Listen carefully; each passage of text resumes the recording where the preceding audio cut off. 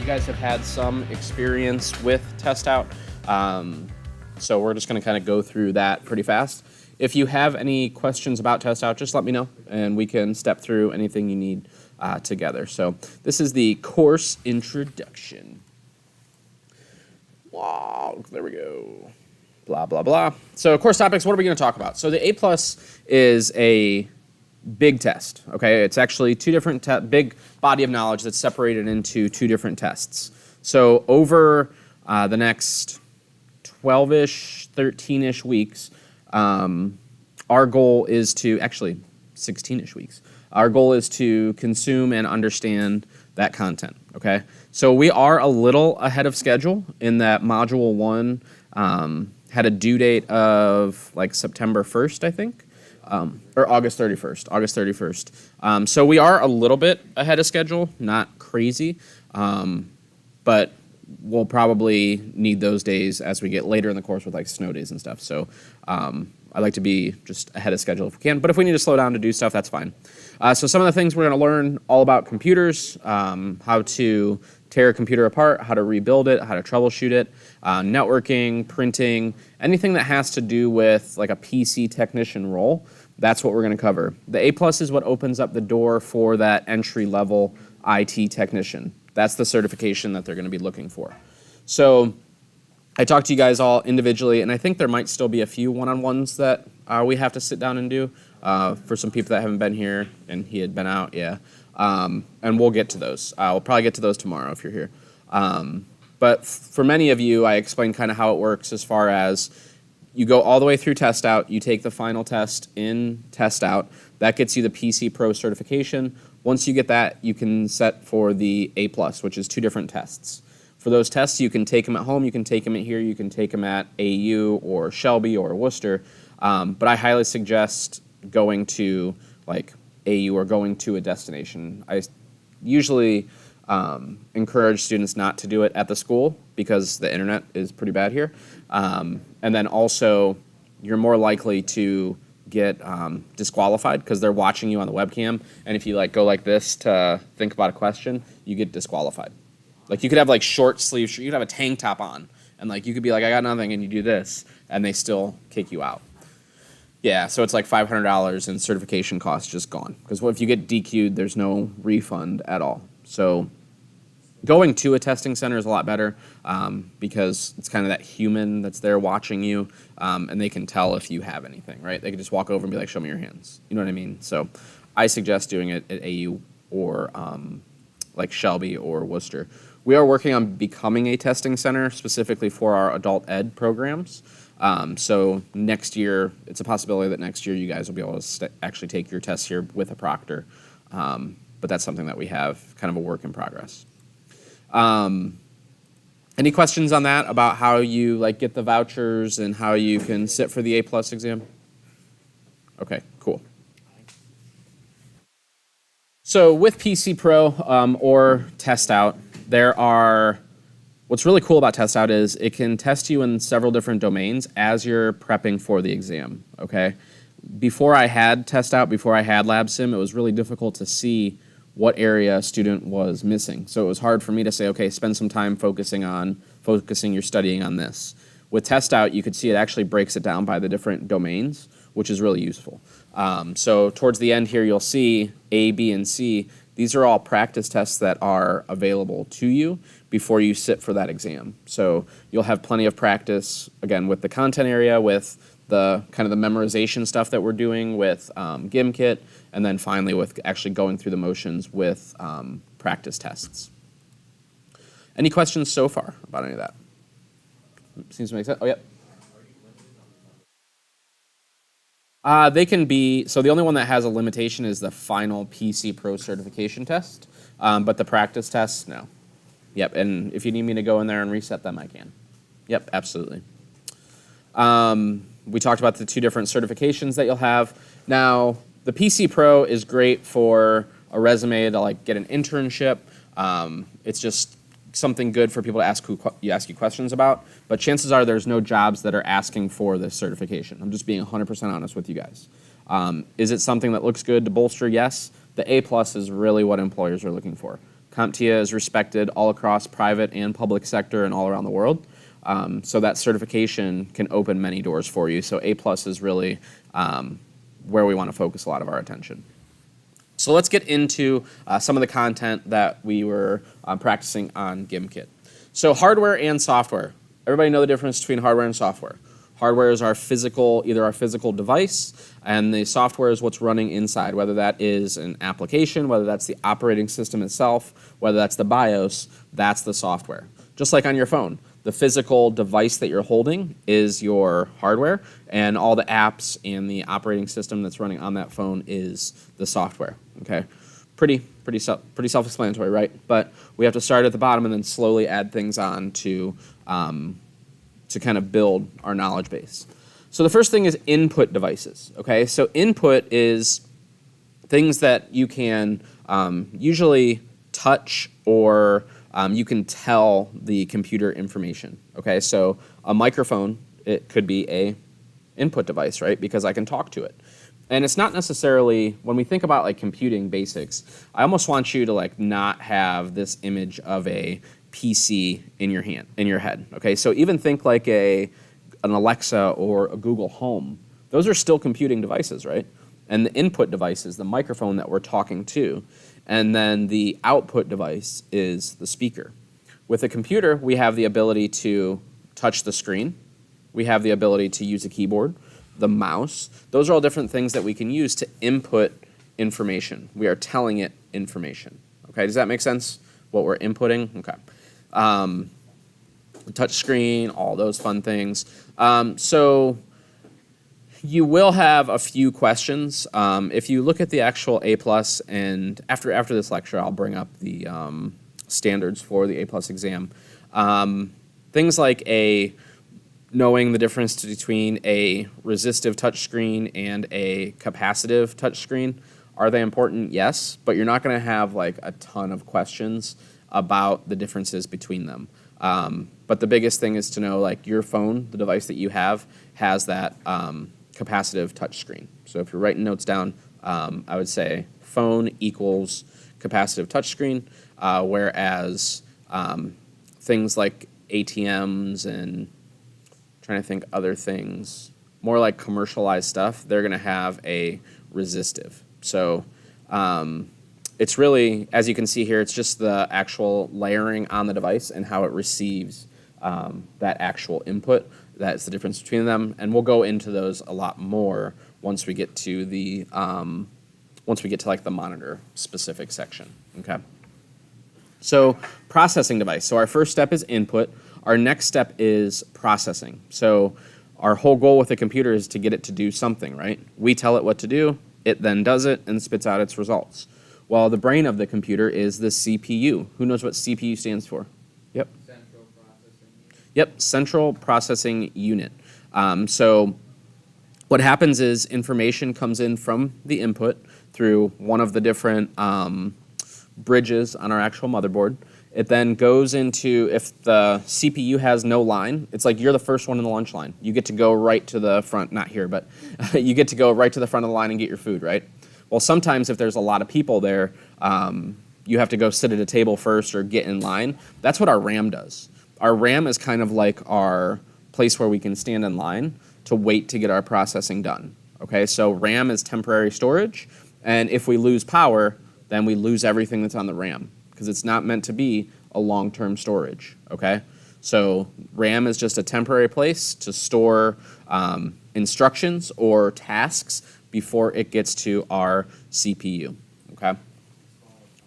It is volatile, yep. So volatile means when you lose the power, it dies, okay? So, and in my weird brain, I think of like Voldemort, and you see like Voldemort when it's dark outside. So it's that same V sound. So when you lose the power, and that's where volatile, those connections, you lose everything. You lose your soul when the power goes out.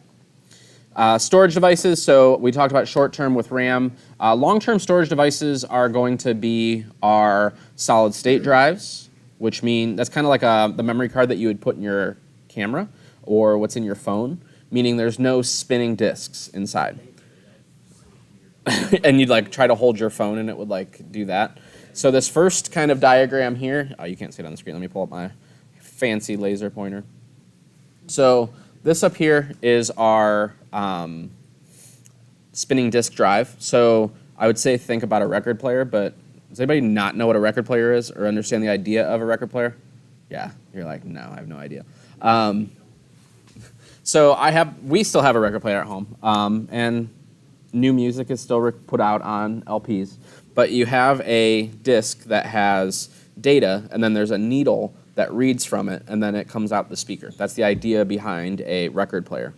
Your hard drives are the exact same way. So if you look on this diagram, you'll see that little needle down here at the end, and then you'll see this platter where information is being stored, okay? So why do you think those are the worst thing that you could have in a phone or a laptop? Yep. Because, well, like, moving parts can, like, wear out over time, and if, like, you drop it or something, it's gone. 100%. So that's why if you guys are buying new laptops, especially when you like go to college, make sure that like if it's a bomb deal, cool, get it. And the first thing you do is buy a solid state drive and just replace it, okay? Because they're solid state drives are super inexpensive. You can get pretty good size storage for like $60. So do away with the spinning disk drives as soon as you can. Now, when it comes to servers, when it comes to network attached storage, when it comes to other things, then absolutely, it's fine. It's cheap. And with NAS devices or network attached storage, you have some redundancy built in. So if one of them does fail, you're not going to lose anything. Okay? Yeah, so that's why I said the only way I would use a spinning disk drive if I had some type of redundancy, I guess is the best way to say it. Yep, and we'll get a lot more into RAID and different RAID types once we get to hard drive storage. Yeah. And hard drives also are like magnetic, so they can lose its magnetism over time. 100%. So from there we have solid state drive, which is the same form factor as your standard hard drives. It's just a solid state drive inside. And then our NVMe, this will actually plug directly into the motherboard, where this uses a SATA cable. This will plug directly into our motherboard and provide us very fast storage. So if you're looking for best performance, the NVMe is going to be the best. So this is an example of what a solid state drive looks like. So you can see here we have our power and our data pins for our SATA connector, and there's no moving parts or anything, so it's not going to be spinning around. It's not going to have any of those issues that we talked about. Okay. So another thing that we don't really see very often anymore is the idea of disks. That being said, there are still questions on the A+ about different types of disks. So one thing that I would probably study would be ballpark storage for a CD, a DVD, and a Blu-ray. So CDs are about 700 megabits or megabytes, less than a gig. DVDs are about 4 to 5 gigs in that area. Blu-ray is like 30 gigs, or somewhere in that area. And again, just knowing like ballpark the differences between them, that'll help you on the test, because it'll be what type of media has 4 point blah blah, and you're like, okay, that's definitely close to 5 gigs. That's a DVD or a DVD dual layer, if you will. But if you notice on here, there are different colors on the different lines. So ROM versus RAM, okay? So who knows what ROM stands for? Go ahead. Read-only memory. Read-only, okay? So that's the key thing that you need to remember is ROM. We can only read from it. We're not able to put anything back on it. Now this RW that's down here, that means it is rewritable. So we can pull information from it, but then we can also write back to that disk. So again, for your own IT knowledge, you're not going to be really using. You might use Blu-ray for like some rotational storage for like archival purposes, but other than that, you're not really going to do much with it unless you work in a school and a teacher wants to like digitize their movie that they've watched for 10 years that's on DVD. Okay, that's the only time that you're probably going to mess with any of that stuff, but you might have some questions that pop up on the test that ask you like storage size. Do we all know what a flash drive is? No, never heard. Anybody raise your hand if you don't know a flash drive? Feeling good? Okay. Everybody knows what a memory card is. That would be like that goes into your Nintendo Switch or a camera, Raspberry Pis, stuff like that. Yep, mostly Android phones. So we talked about input devices earlier, but let's talk about output devices. That's our next one that we need to cover. So output devices can be the most being your screen that you actually are interacting with. It can also be your sound card or your speakers.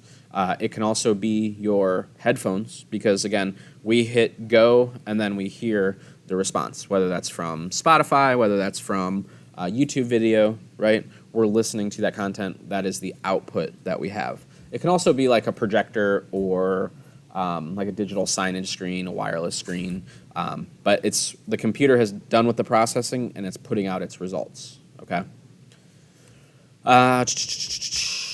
So another thing that we need to talk about is this idea of when you're building a PC, we have what's called standardization, which means we can take parts that are in, from ASUS. So we can have a ASUS motherboard, we can have an MSI graphics card, and we can have an Intel processor, right? Everything doesn't have to come from the same manufacturer.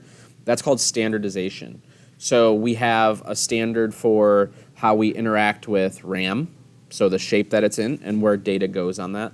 PCI Express, that's a standard. USB, USB-C, all those things are a standard. So a standards body went through and said, okay, this is what USB 3 is going to look like. Okay, do we all agree on it? These are the things that we want to do. Yes, we give it the sign of approval, and then the manufacturers then can, depending on the actual port or whatnot, they can either pay to license it or just fold it in if it's more of like an open source that they're able to use and fold it into their product. Does that make sense? Feeling good? So we talked about all those. So just the kind of the process or the if we were to say what is computing, it is input, processing, storage, and then output, and then networking. Those are like your steps that you would go through.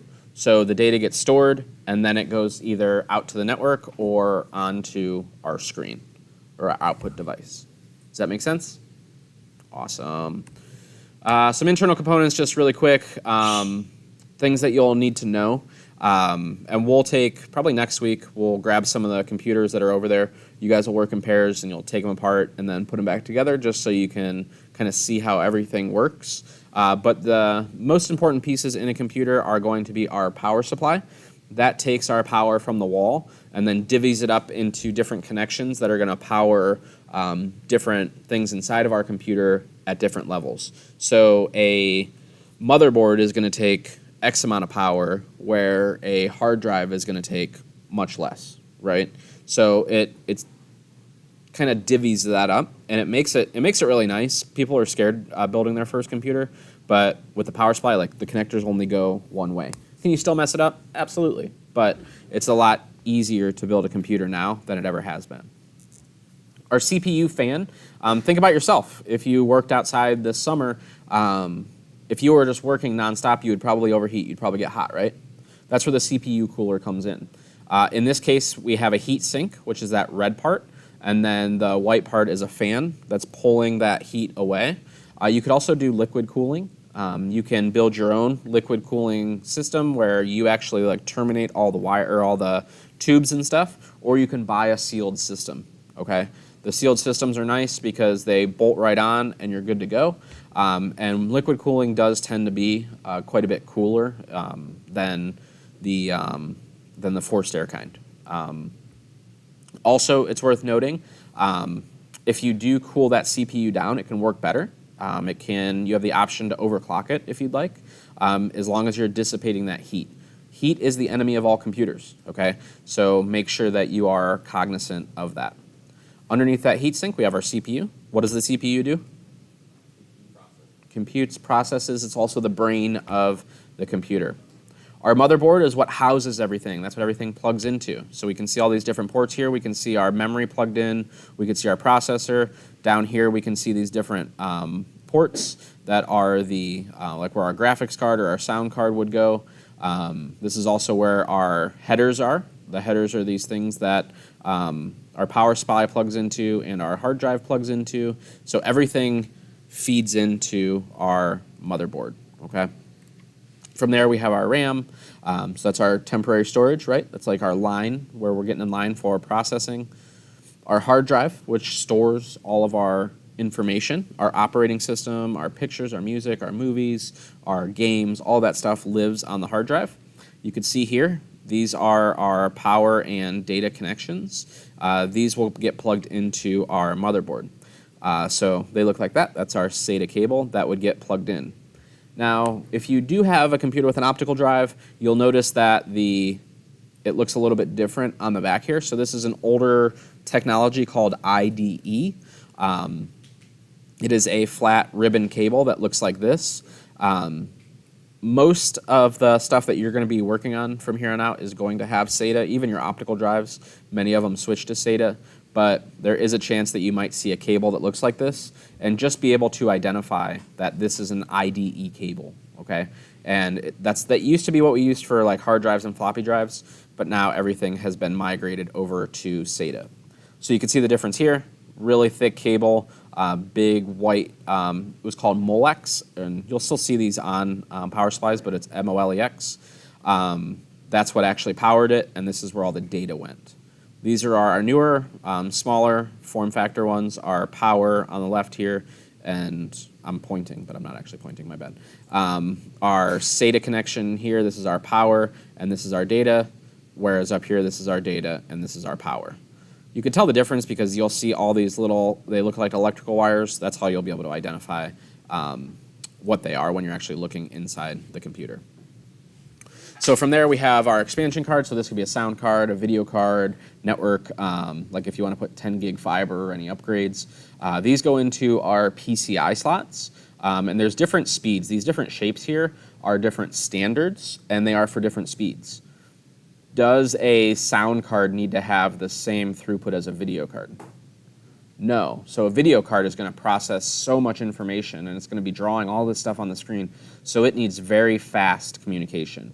Whereas our sound card, it's like our tried and true like school bus. Like we need it, it's important, we need to get to school, but the video card is more like a Ferrari. It needs that fast lane, it needs to go as fast as it can to do all that computing.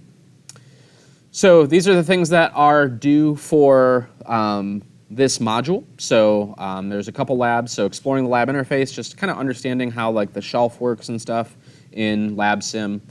Doing a soft kind of set up a computer, and then connecting our internal components. So get this knocked out today, and then we'll do a quick, we'll do like a 10-minute game to see if we can get our accuracy up. So that way we can chill tomorrow. Remember, we have to get to 90.